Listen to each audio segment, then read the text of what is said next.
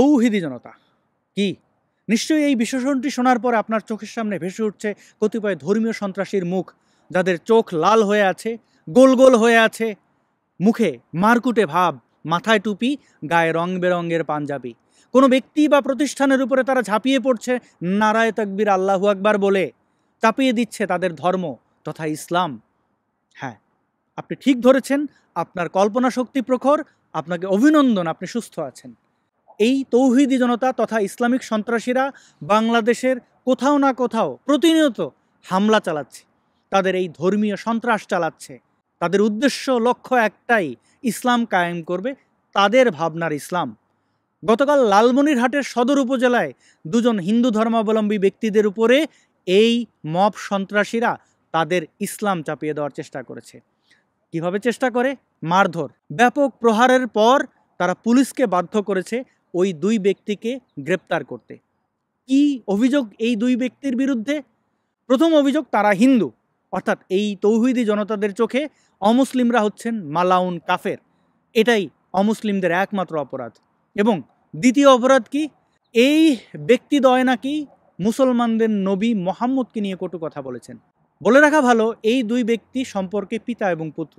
পিতার বয়স প্রায় 69, নাম তার পরেশচন্দ্র শীল, এবং পুত্রের বয়স 35, নাম তার বিষ্ণুচন্দ্র শীল। তারা পেশায় নরসুন্দর, আর সোজা ভাষায় বললে নাপিত, চুল কাটেন, সেলুন পরিচালনা করেন। এবং এই দুই ব্যক্তি, বিশেষ করে এই পরেশচন্দ্র শীল অর্থাৎ পিতা, তিনি নাকি মুসলমানদের নবী মোহাম্মদকে লুচ্চা, ধর্ষক, বদমাইশ বলেছেন। কোথায় গিয়ে বলেছেন? কোন টেলিভিশনে, রেডিওতে, পত্রিকায়? না, তিনি নাকি কোনো একজন মুমিন মুসলমানের সামনে এই কথাটি বলেছেন, সম্ভবত ওই সেলুনের কোনো কাস্টমার। এবং সেই তৌহিদি জনতা এলাকার সকল ধর্মীয় সন্ত্রাসীদেরকে ডেকে এনেছে এবং এনে বলছে, দেখো আমার নবীকে এই হিন্দু, এই মালাউন অপমান করেছে, বলেছে আমার নবী একজন লুচ্চা, আমার নবী একজন ধর্ষক, শিশু বিয়ে করেছেন, অনেকগুলো বিয়ে করেছেন। এগুলো আমার অভিযোগ নয়, এই তৌহিদি জনতাদের মুখ থেকেই শুনুন। এই মব সন্ত্রাস চালানোর সময় তারা নিজের মুখে এই অভিযোগটি করেছে। বিয়ে করছে 11টা, তো বললো আরেকটা ছোট ছিল, এত কম বেশি এরকম একটা ছোট বেশি মানে যৌন নির্যাতন কিভাবে করলো?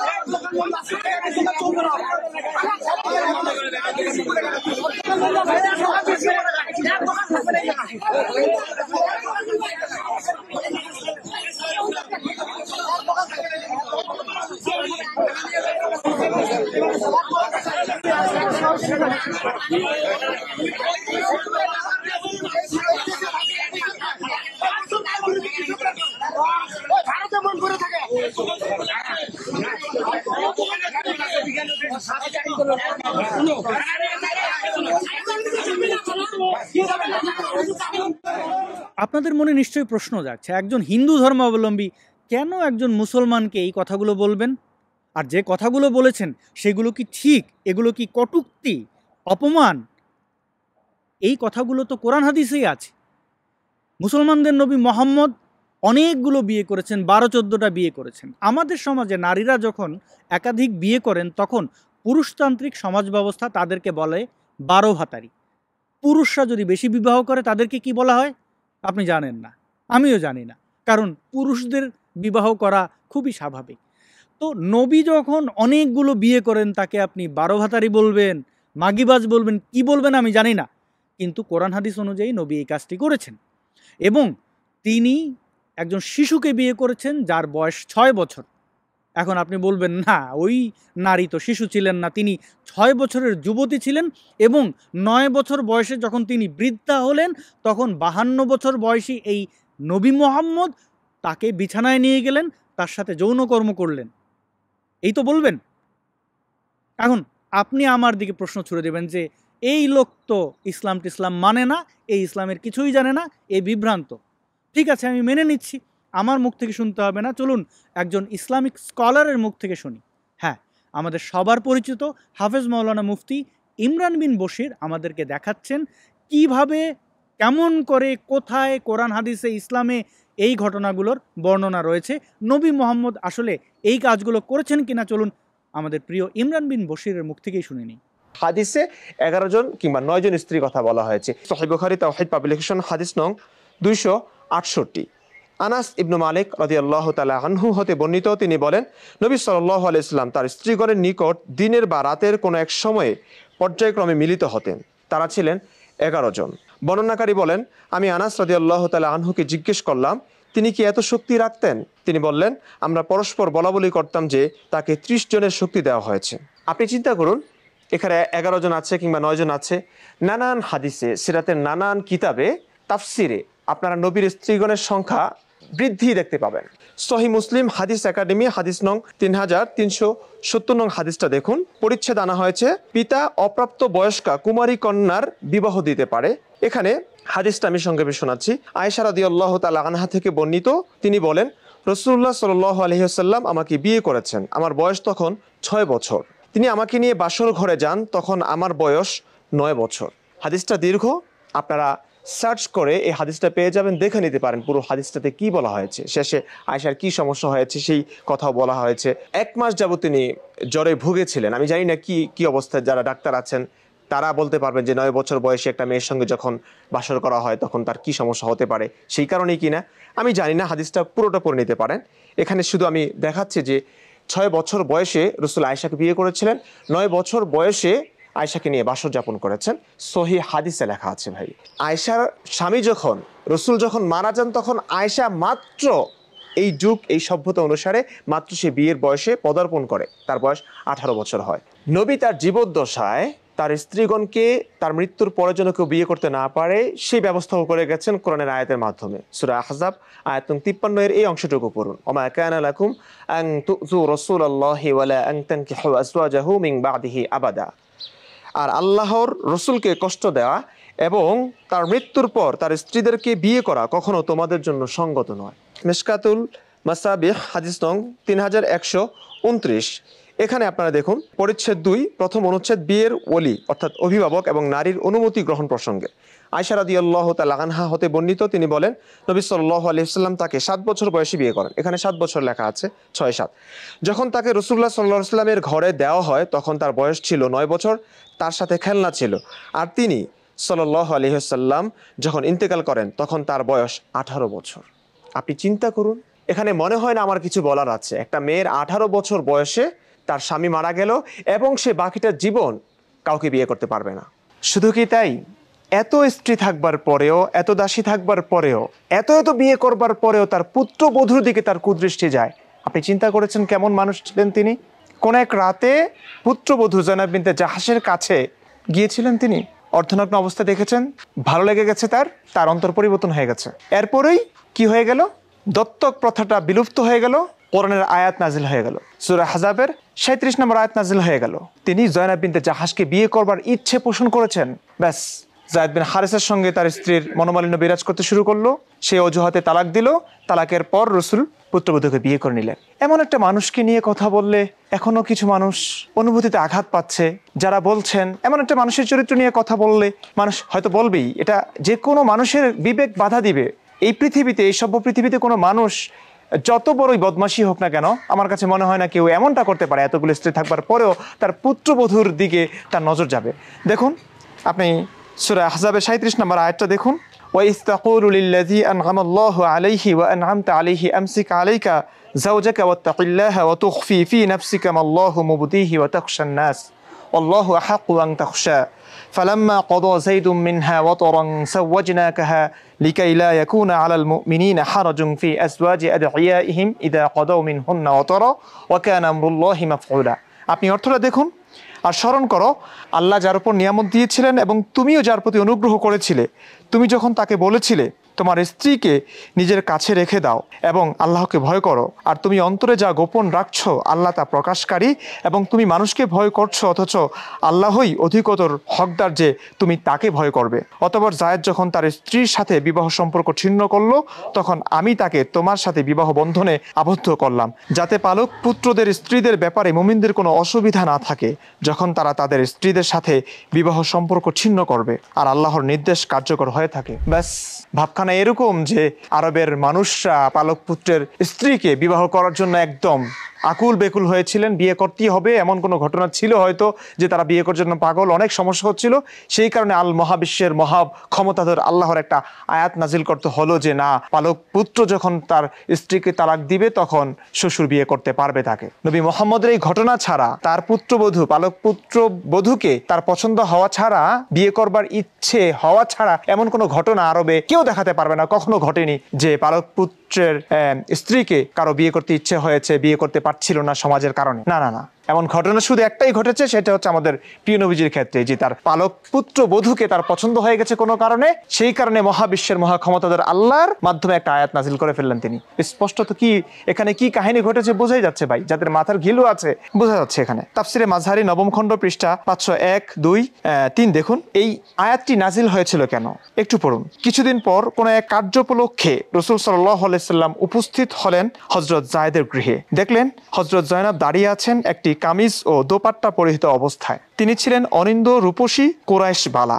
রাসূল সাল্লাল্লাহু আলাইহি সাল্লামের ভাবান্তর জন্মালো। কি জন্মালো? ভাবান্তর জন্মালো, মনের পরিবর্তন ঘটে গেল দয়ার নবীজির। আচ্ছা, মুখে কেবল বললেন সুবহানাল্লাহ, আল্লাহই অন্তরসমূহের বিবর্তক। তারপর ফিরে এলেন স্বগৃহে। পরে হযরত জায়েদের সঙ্গে দেখা হতেই তিনি অর্থাৎ রাসূল করিম সাল্লাল্লাহু আলাইহি সাল্লাম তার অন্তরের ভাবান্তরের কথা তাকে জানালেন। হযরত জায়েদের অন্তরে তখন থেকে হযরত জয়নবের প্রতি সৃষ্টি হলো বিতরাগ।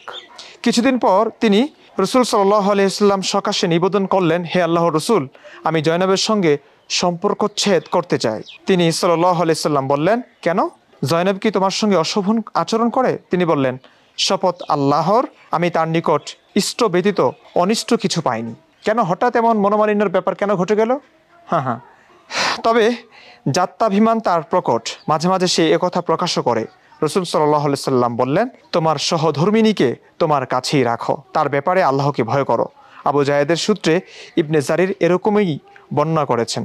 আরও বলেছেন, এই ঘটনার পরিপ্রেক্ষিতেই অবতীর্ণ হয় নিম্নের আয়াত, যে আয়াতখানা আমি শোনালাম আপনাদেরকে। সোজা কথায় রাসূল তার পুত্রবধূকে কোনো এক রাতে বা কোনো একটা সময়ে অর্ধনগ্ন অবস্থায় দেখে মুগ্ধ হলেন। তখন থেকে তার মনে ইচ্ছা জাগে যে তাকে বিয়ে করতে হবে। কিন্তু কিভাবে বিয়ে করবেন? সে তো তার পুত্রবধূ, পুত্রবধূকে কিভাবে বিয়ে করা যায়? তালাকের প্রয়োজন, তালাকের ব্যবস্থাও করলেন। তালাক দেওয়ার পরে আল্লাহর নাম করে পুত্রবধূকে বিয়ে করে নিলেন। বন্ধ করে দিলেন দত্তক প্রথা, যেটি এত সুন্দর একটি প্রথা ছিল।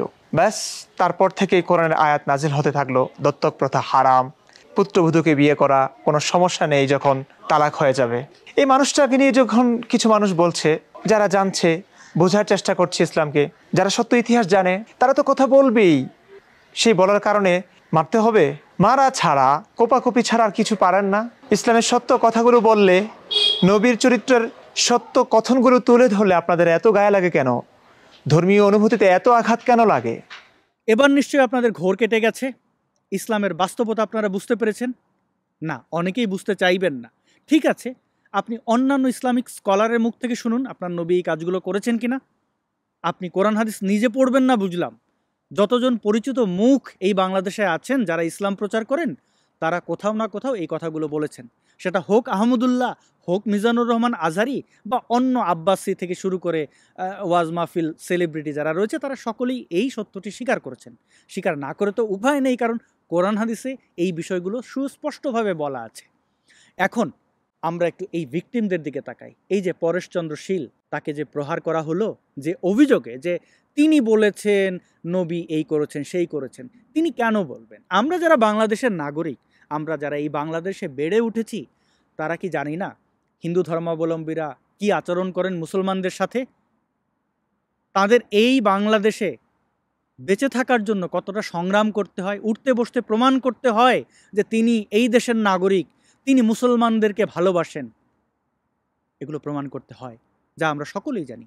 তার চেয়ে বড় সত্য হচ্ছে, একজন ব্যবসায়ী, দোকানদার কোনো কাস্টমারের সাথে এই আচরণ করবেন, বা অন্য কোনো ব্যবসায়ীর সাথে এই আচরণ করবেন? উত্তর হচ্ছে না। এমনকি তিনি যদি কোনো মুসলমান ব্যবসায়ী হয়ে থাকেন, তারপরেও কোনো হিন্দু ধর্মাবলম্বীদের ধর্মীয় বিশ্বাস নিয়ে এমন কোনো কথা বলবেন না। ধরেন রহিমউদ্দিন নামের কোনো একজন চালের ব্যবসায়ী, সে অন্য কোনো হিন্দু ব্যক্তিকে ডেকে বলবেন না যে শোনো, তোমার রাম এই করেছেন, তোমার কৃষ্ণ এই করেছেন, বা কোনো বৌদ্ধকে ডেকে এনে বলবেন না গৌতম বুদ্ধ এই করেছেন। কেন বলবেন না? কারণ তিনি ব্যবসায়ী, তাকে সমাজের সকল শ্রেণী পেশার মানুষকে নিয়ে চলতে হয়। তার উপরে যদি কোনো নাপিত হয়ে থাকেন, নাপিত কেন বললাম, এই নরসুন্দরদেরকে আমরা খারাপভাবে দেখি সমাজে, আমরা মনে করি তারা খুব তাচ্ছিল্যের বস্তু, পাত্র। তো একজন সেলুনের কর্মচারী কি করেন? চুল কেটে দেন, দাড়ি কেটে দেন, আরও অন্যান্য সেবা করে থাকেন, একটু গা টিপে দেন, তাই তো? তো মানুষকে খুশি করে যারা টাকা নেন, যদিও তাদের এটা প্রাপ্য, তারা শ্রম দিচ্ছেন, আপনাকে খুশি করার কোনো দরকার নেই, তবুও আমাদের সমাজ এরকমই গড়ে উঠেছে। তো সেক্ষেত্রে একজন সেলুনের পরিচালক বা চুল যিনি কাটছেন, একজন নাপিত, একজন মুসলমানকে বলবেন যে তোমার নবী লুচ্চা, অনেকগুলো বিয়ে করেছেন, এটা হতে পারে না। এটা কোনো দিক থেকে বিবেচনা করলেই হিসেব মেলানো যাচ্ছে না। কি ঘটতে পারে? আমি যদি ধারণা করি, হয়তো কোনো তৌহিদি জনতা অর্থাৎ ইসলামিক সন্ত্রাসী গিয়ে ওই পরেশচন্দ্র শীলের গলায় যেহেতু তুলসীর মালা আছে, তাই তাকে ডেকে হয়তো বলেছেন, কিরে মালাউন, এই তোর কৃষ্ণ তো লুচ্চা, তোর রাম তো একটা বদমাইশ, এরকম কথা নিশ্চয়ই বলেছেন। পাল্টা এই ব্যক্তি হয়তো বলেছেন যে দেখো, আমার ধর্ম নিয়ে এরকম কিছু বলো না, আর আমার ধর্মের দেবদেবী যদি খারাপই হয়, তাহলে তোমার নবী কি খুব ভালো নাকি? শুনেছি তিনিও তো অনেকগুলো বিয়ে করেছেন, তিনি শিশুকে বিয়ে করেছেন। এরকম কথা কাটাকাটি হতে পারে। কিন্তু যেহেতু তৌহিদি জনতা, একজন মুসলমান এসে দাবি করেছে যে একজন হিন্দু আমাদের নবীকে নিয়ে কটু কথা বলেছে, তাই সবাই ঝাঁপিয়ে পড়েছে। আরে ভাই, আপনি আপনার নবী সম্পর্কে জানেন না, বাড়াবাড়ি কেন করছেন?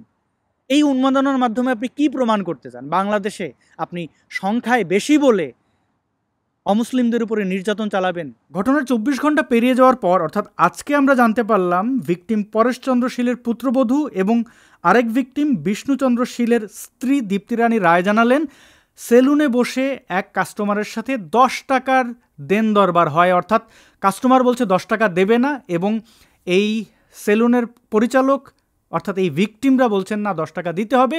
তারপরে সেই কাস্টমারটি বলল এই ভিকটিমদেরকে দেখে নেবে, এবং যথারীতি তৌহিদি জনতাদের ডেকে এনে কিভাবে শায়েস্তা করলো তা আপনারা দেখলেন। চলুন এবার ভিকটিমের পরিবারের সদস্য দীপ্তি রানী রায়ের মুখ থেকে শুনি আসল ঘটনাটি। আমি দীপ্তি রানী রায়, পরেশচন্দ্র শীল আমার শ্বশুর, শ্রী বিষ্ণুচন্দ্র শীল আমার স্বামী। তারা দুজনে গোসলা বাজারে দোকান করে। তো কালকে ভালো মানুষ, ওরা দোকানে গেল, কিভাবে মানে কি যে হয়েছে সেটা তো আমরা জানি। তো আজকে আমার ননদ আছে, আমার ননদ আমাকে বলতেছে, বোন চলো ওদেরকে আমরা জেলে দেখতে যাব। আমি আমার ননদ দেখতে গেলাম। দেখতে গিয়ে আমি জিজ্ঞাসা করলাম যে আসলে ঘটনাটা কি হয়েছে, কিসের থেকে এত কিছু হয়ে গেল। এখন আমার স্বামী আর আমার শ্বশুর বললো যে মা, কোনো কিছু না, সামান্য 10 টাকার কারণে এত কিছু। আমি ছেলেটার কাছে মানে আমার অর্জিত যেটা টাকা আমি সেটাই চাইছি, আর ও আমার অর্জিত টাকা আমাকে দিবে না, আর না দেওয়ার কারণে এত কিছু হলো। আমি 10 টাকা মানে ছাড়বো না, আর ওই আমাকে 10 টাকা দিবে না। আর না দেওয়ার পরে তখন আমাকে বললো যে আমি আপনাকে দেখে নেব। তো আমি আর কিছু বলতে চাই না, আমি শুধু দর্শকের কাছে একটাই অনুরোধ করে যাই, আমি আমার শ্বশুর, আমার স্বামীর যে নির্যাতন, যে যে লাইলুটটা আমার দোকানে হয়েছে তার আমি সুষ্ঠু বিচার চাই। প্রতিনিয়ত ধর্মীয় অনুভূতিতে আঘাত, নবীর কটূক্তির নামে এই অভিযুক্ত ব্যক্তির উপরে নির্যাতন নিপীড়ন খুবই কমন হয়ে গেছে। ইউনূসের সন্ত্রাসী বাহিনী কি করছে তা তো আপনারা জানেন। এই বাংলাদেশ স্বাধীনতার পরে এমন কোনো রাষ্ট্র পরিচালক পায়নি, একে রাষ্ট্র পরিচালক বলা যাবে না। এই ইউনূস একটা সোজা সাপটা বদমাইশ, নিজে নাস্তিক, কিন্তু এই সমাজটাকে ইসলামিক সন্ত্রাসীদের দ্বারা পুরো ধ্বংসের দিকে নিয়ে যাচ্ছে। এই বাংলাদেশে আমরা অনেক শাসক পেয়েছি, অনেক দেশ পরিচালক পেয়েছি, আমরা তাদের অনেককেই দেখেছি মিলিটারি থেকে আসা, যাদেরকে আমরা বলেছি ক্ষমতা দখলকারী। আবার বিএনপি আওয়ামী লীগের শাসন আমরা দেখেছি। এত ভয়ঙ্কর পরিস্থিতি এই বাংলাদেশে কখনোই দেখিনি, যেটা ইউনূসের আমলে আপনারা দেখতে পাচ্ছেন। উঠতে বসতে মব গিয়ে যা ইচ্ছা তা করে বেড়াচ্ছে, তাদের কোনো প্রকার কোনো বিচারের আওতায় আনা হচ্ছে না। এই আমেরিকার পাপেট ইউনূস কোন দিকে নিয়ে যাচ্ছে? হ্যাঁ, আওয়ামী লীগের আমলে ধর্মীয় সন্ত্রাসীরা ধর্মীয় সন্ত্রাস চালিয়েছে, অমুসলিমদের নির্যাতিত নিপীড়িত হতে আমরা দেখেছি, কিন্তু এই মাত্রায় দেখিনি। গত 10 দিনে কতগুলো ঘটনা ঘটেছে আপনি জানেন? ঢাকা বিশ্ববিদ্যালয়ের চারুকলা অনুষদের শিক্ষার্থী আত্মহত্যা করতে বাধ্য হয়েছেন, কারণ মব সন্ত্রাসীরা সেই শিক্ষার্থীর বাড়িতে গিয়ে হামলা চালিয়েছে, তার পরিবারের সদস্যদেরকে নির্যাতন করেছে। সেই শাকিলের কথা নিশ্চয়ই আপনাদের মনে আছে। মনে আছে চট্টগ্রামের এই পল্লী চিকিৎসকের কথা, তার চেম্বারে বসে নাকি কোনো একজন মুসলমানের সামনে নবীকে নিয়ে কটূক্তি করেছেন, তাই তাকে পেটানো হয়েছে, জেলে দেওয়া হয়েছে। আপনারা নিশ্চয়ই ভুলে যাচ্ছেন না, এই মেডিকেল অফিসার যিনি আবার ইসলামিক ব্যাকগ্রাউন্ড থেকে আসা, তিনিও নাকি নবীকে নিয়ে কটূক্তি করেছেন, তাই তাকে পিটিয়ে গলায় জুতো ঝুলিয়ে প্রহার, নির্যাতন, নিপীড়ন, এখন তিনি জেলে আছেন কিনা জানি না। আমি এরকম 10 দিনে 20টি ঘটনার কথা আপনাদেরকে বলতে পারবো। আপনারাও নিশ্চয়ই জানেন, অনেকগুলো ঘটনা সামনে আসে না। সাবেক নির্বাচন কমিশনার KM নুরুল হুদার গলায় জুতোর মালা পরিয়ে তাকে ভয়ঙ্করভাবে প্রহার করে পুলিশের কাছে দিচ্ছে এই বিএনপির তৌহিদি সন্ত্রাসী। দেখতে পাচ্ছেন তার চেহারা। এখন আপনি প্রশ্ন করবেন, বাংলাদেশে আইন নেই, পুলিশ নেই? আছে আইন, আছে পুলিশ।